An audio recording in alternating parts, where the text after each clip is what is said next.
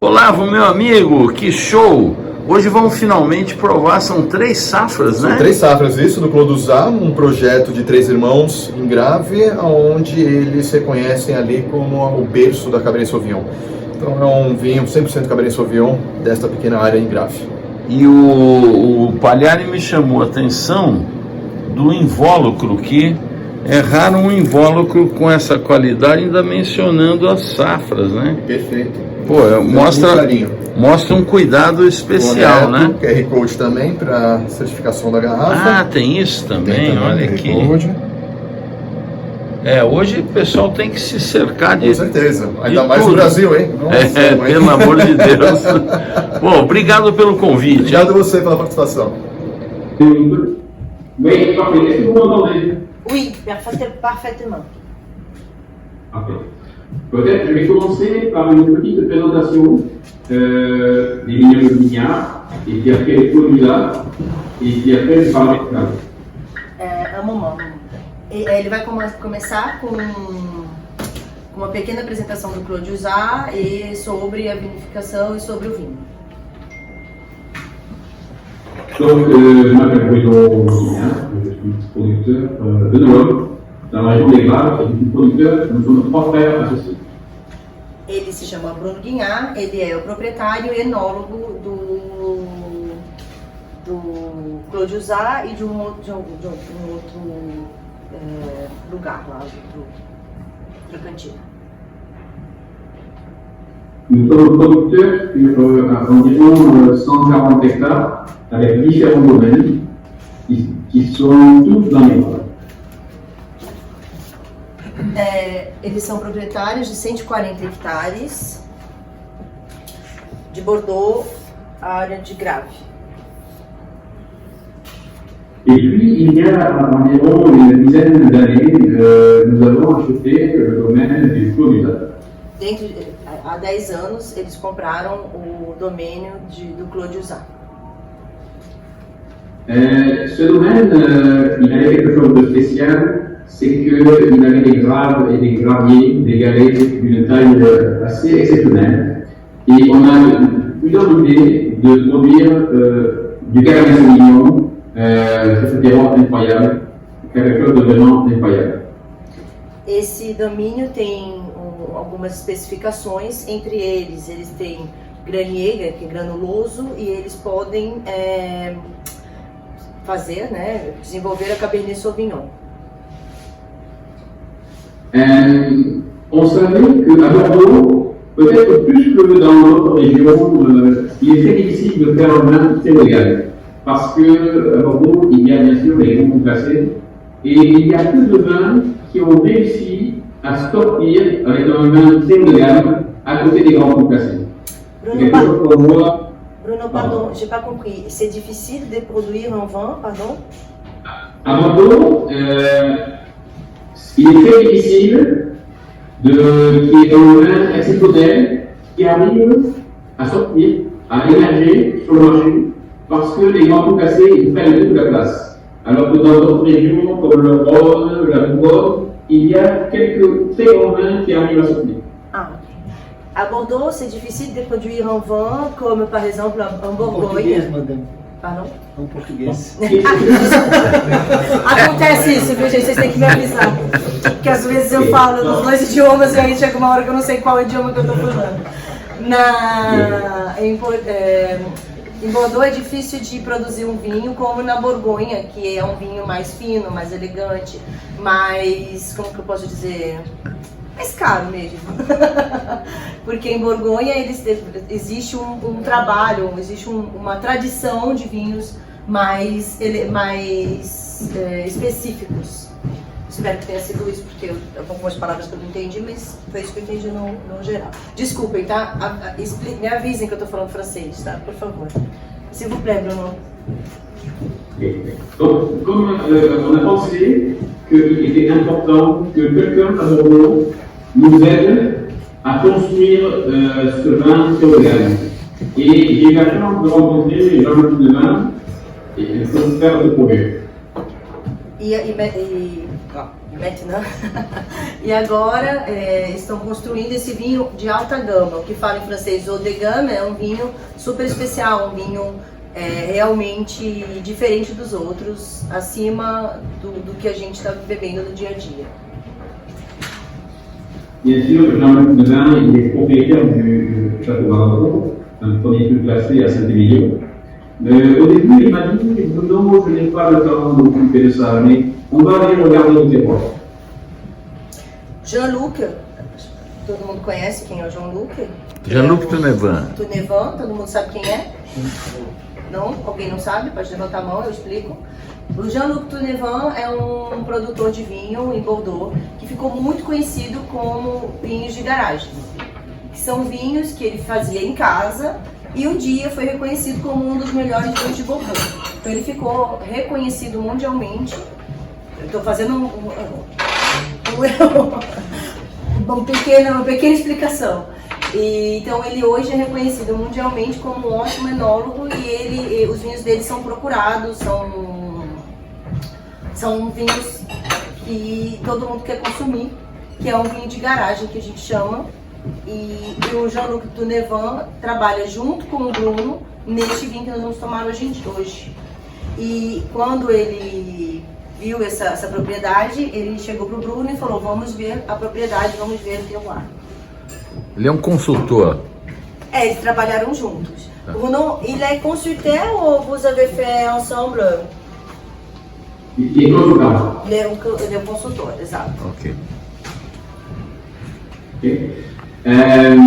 Jean-Luc, quand il a vu le terroir, il a dit waouh, on va faire le château Latour des Vares. Parce qu'il a vu le terroir exceptionnel. Quando o Jean-Luc viu o terroir, ele falou que iria fazer um Château Latour de Bordeaux. Vocês sabem o que é? Todo mundo conhece Château Latour? Okay.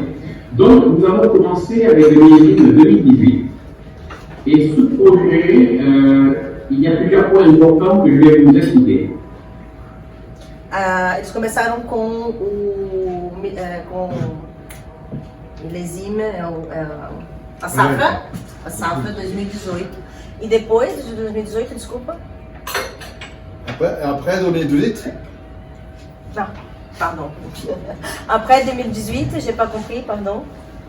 Donc, on a commencé avec le millésime 2018 pour le lancement. Bien sûr, on avait fait d'autres millésimes avant, mais on a attendu vraiment d'avoir la meilleure qualité pour lancer le projet.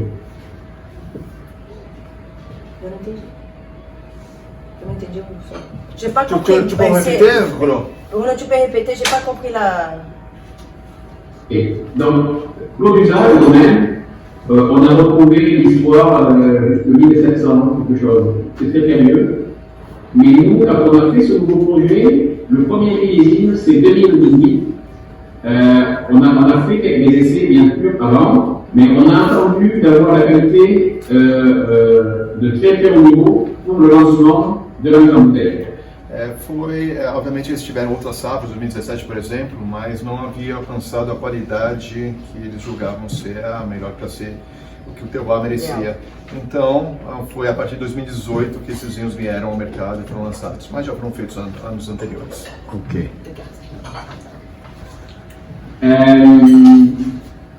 Ce qu'il faut dire, c'est qu'à Bordeaux, le Cabernet Sauvignon, tout le monde sait que le Cabernet Sauvignon est né à Bordeaux. Avant d'aller faire les grands vins de Californie, des Sassicaia dans les Super et puis dans tous les pays du monde.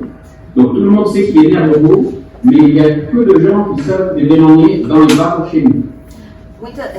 Todo mundo sabe que o Cabernet Sauvignon nasceu em Bordeaux, antes de conhecermos o mundo, conhecer vários vinhos como Califórnia, entre outros locais. Porém, não se sabia que se tinha nascido exatamente em Grave. Não sei se vocês sabem, Grave não é conhecido como vinho de Cabernet Sauvignon, e sim de outra casta. Porém, ele nasceu em Grave, exatamente nessa região que fica o Clos du Zan. Donc, comme c'est le terroir d'origine, on a voulu faire un vin vraiment Cabernet Sauvignon. Parce que Bordeaux, il y a bien sûr le Cabernet Sauvignon dans les premiers mois classés, 80-90%, mais personne à Bordeaux n'avait l'audace, je dirais, de faire vraiment un vin de cépage Cabernet Sauvignon. Eles resolveram fazer um vinho de 100% de Cabernet Sauvignon nessa região e ter um vinho de excelência.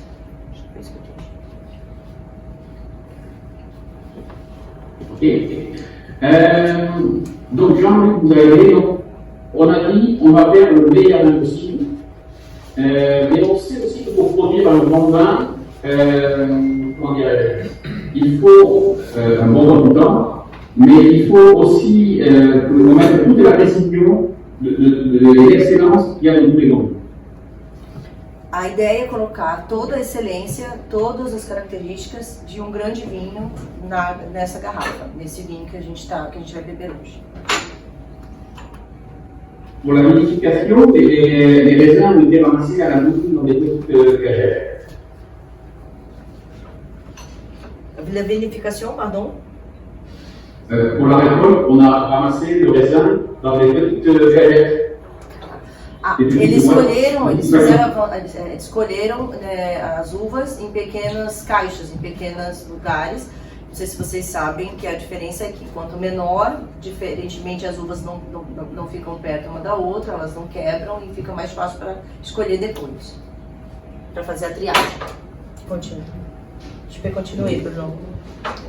Quand le raisin est arrivé au cuvier, on a trié le raisin avec une machine qui s'appelle le trier. Depois eles triam as uvas numa máquina chamada... Como? Trier. Densidade. Trier. Le principe, j'aime bien utiliser cette histoire, c'est que pour trier le raisin, bien sûr, on peut trier avec les mains.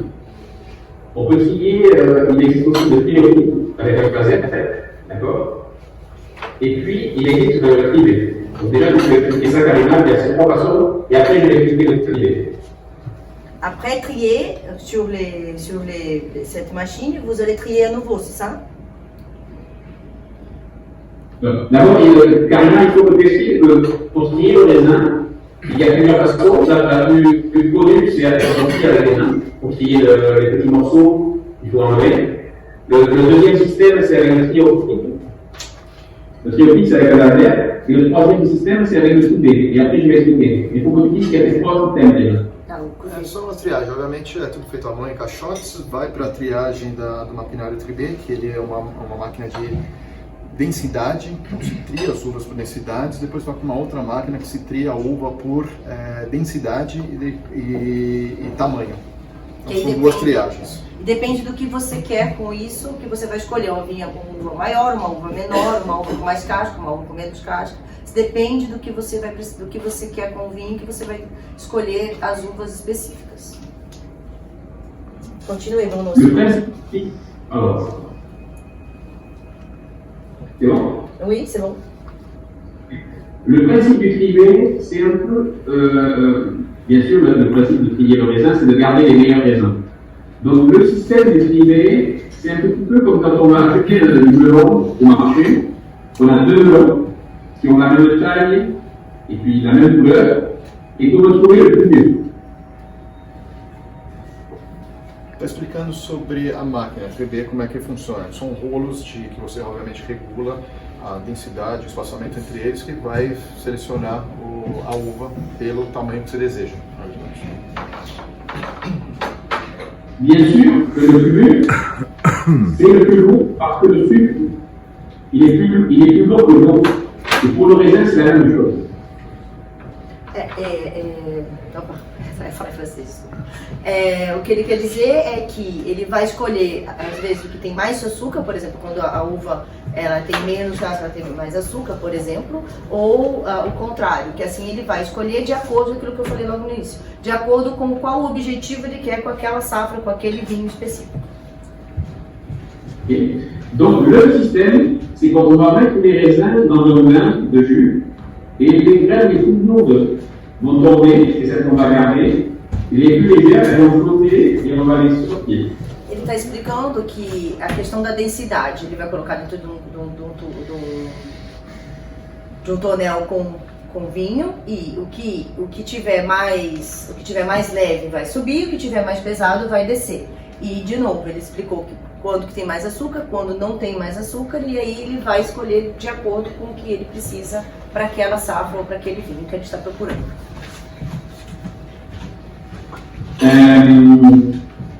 Une fois qu'on a gardé les meilleurs raisins, qu'on a sélectionnés, on va les trier encore avec le diamètre. On a un système qui trie le diamètre des graines de raisin et on peut choisir en fonction du millésime et en fonction de la qualité qu'on veut faire, on va choisir encore les graines en fonction de la taille. De acordo com o tamanho, de acordo com a quantidade de açúcar ou líquido, ele vai escolher de acordo com isso cada uva que vai para... Aussi de la nouveauté aussi. Bien sûr, on a l'histoire, parce que ça fait des siècles qu'on fait des grands vins après tout, mais on a pensé, il n'y a pas de raison que les grands vins californiens, les grands vins du monde partout, marquent Cabernet Sauvignon sur l'étiquette. Alors que nous, sur le lieu de naissance du Cabernet Sauvignon, nous avons une idée. Pourquoi on ne l'est pas? Bien sûr qu'on peut le mettre. Et donc maintenant, je pense que les gens qui ont vu le projet, qui ont dégusté, me disent que me félicitent parce qu'ils pensent que c'était une bonne idée. Donc on a pris des risques au début, mais on est content de le faire.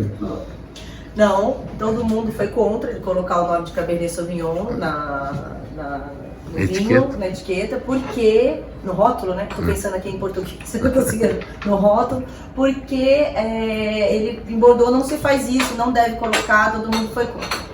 Mas ele falou, não, eu vou colocar, porque os grandes vinhos do mundo, que são Cabernet Sauvignon, sempre colocam Cabernet Sauvignon na frente. Os californianos, entre outros locais, colocam o vinho Cabernet Sauvignon. E por que não onde é a origem da uva, por que não onde a uva nasceu e se tem uma tradição de vinhos excelentes, que Bordeaux faz vinhos excelentes com Cabernet Sauvignon há séculos, por que não colocar o nome da Cabernet Sauvignon num vinho como este? Então ele bateu o pé e fez e colocou o nome de Cabernet Sauvignon na etiqueta do rótulo. Mon grand-père, il me disait, il est mort, il me disait, Bruno, il faut écouter tout le monde, mais il ne faut en faire qu'à sa tête. En français, ça veut dire, mais c'est toi qui décides là. Donc, tu écoutes tout le monde parce que c'est important de écouter tout le monde, mais c'est important de décider. Voilà, c'est un peu ce que j'ai fait avec le coup.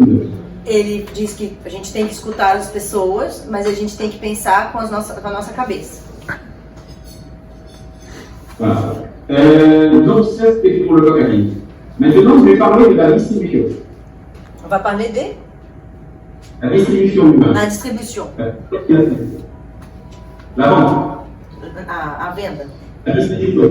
Oui, d'accord. Tu peux continuer. Ok.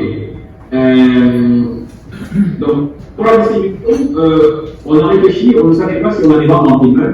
Et en fait, on a décidé de ne pas vendre en primeur, de ne pas vendre aux négociants à Bordeaux et de contrôler la distribution. Un qui est au même prix que les ventes classées. Bien sûr, au début, c'est difficile, parce que quand on n'est pas connu, on n'a pas le support de la presse, c'est difficile. Alors, ce qu'on a fait, on est allé voir les meilleurs sommeliers, les meilleurs restaurants à Paris. No começo é difícil porque ninguém conhece o vinho, você é complexo porque você vai chegar nos lugares e vai falar de um vinho que ninguém nunca ouviu falar, que é um vinho novo, numa região onde a tradição é bem forte, né? Onde e um produto que a região é muito forte, que a tradição é muito forte, né? Esse vinho tem quanto tempo? Esse vinho tem quem produz? Então é algo difícil no início. Et on s'est dit, les sommeliers, c'est les personnes d'abord qui dégustent très bien, qui connaissent tous les meilleurs vins du monde, d'un côté, et de l'autre côté, c'est les meilleurs sommeliers, ils ont les clients les plus exigeants, les plus difficiles, ceux qui connaissent les meilleurs. Donc on s'est dit, c'est le meilleur test pour notre vin. Então eles decidiram que os sommeliers seriam o caminho deles para difundir e colocar o vinho para ser colocado para funcionar. Porque como os sommeliers são muito exigentes, se os sommeliers concordassem que o vinho era bom, seria mais fácil de chegar até um importador, porque a ideia era ter um importador ou um vendedor que fosse que trabalhasse o vinho individualmente e não um vinho como qualquer outro da sua casa. Então eles decidiram fazer o caminho contrário, porque a gente sempre procura o vendedor para chegar nos sommeliers. A gente fez o contrário, a gente procurou os sommeliers para chegar nos vendedores ou no importador. Et les grands sommeliers, les grands restaurants ont beaucoup aimé le vin et ils ont commencé à nous faire confiance. Donc, le début de notre histoire, ça a été avec des sommeliers, des restaurants Michelin, 3 étoiles et 2 étoiles à Paris, qui ont commencé à nous faire confiance. Donc, ça a été le début de l'aventure. Le premier, c'est les premiers qui ont aimé notre vin et qui ont fait le lancement, finalement. Eles procuraram sommeliers dos restaurantes 2 e 3 estrelas de Paris. Foi por aí que eles começaram a falar sobre o vinho e vender diretamente para esses restaurantes. Voilà. Et donc maintenant, notre travail pour la distribution, on n'est pas très difficile, on veut simplement travailler avec les meilleurs distributeurs.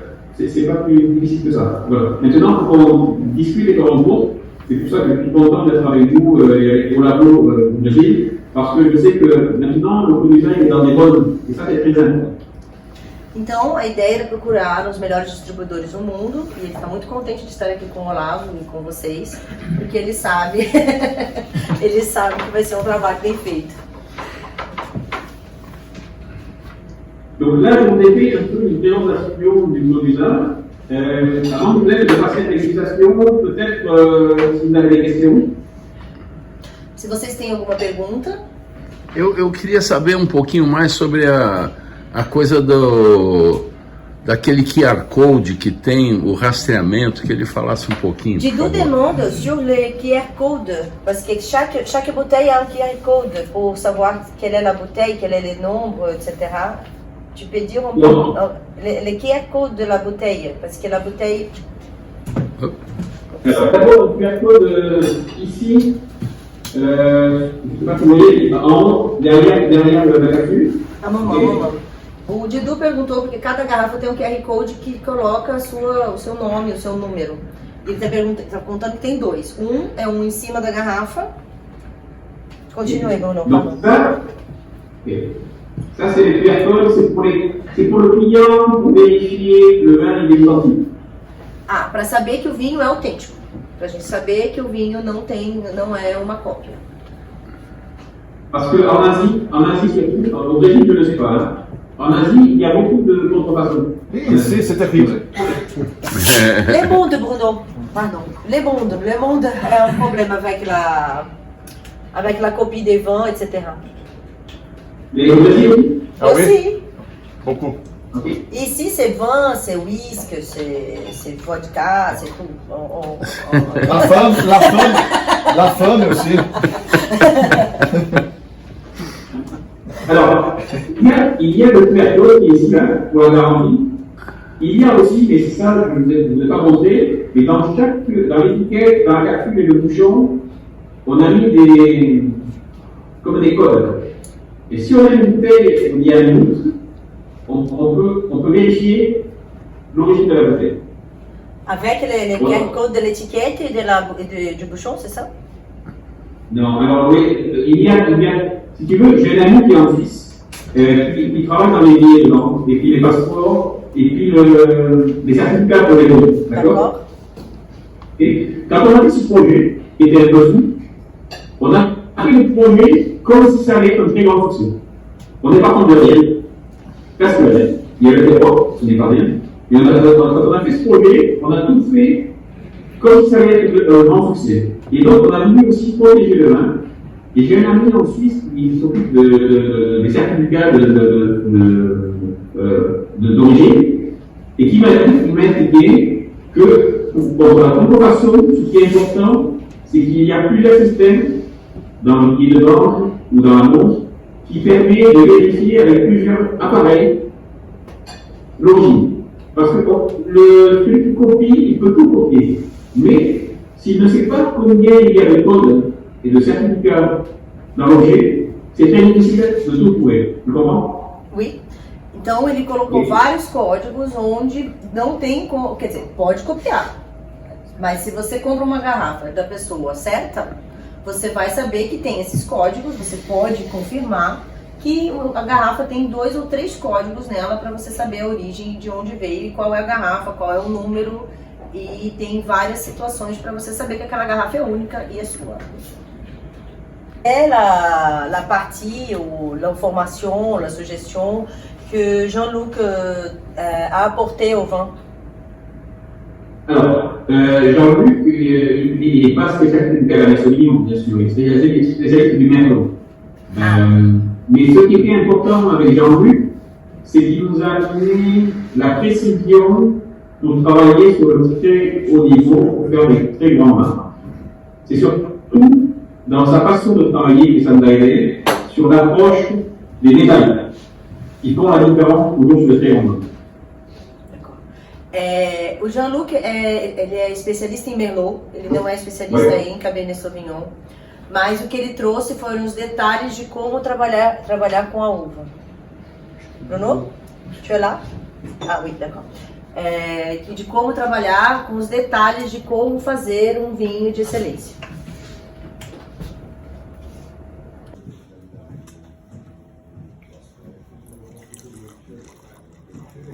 Essa aroma de cabernet.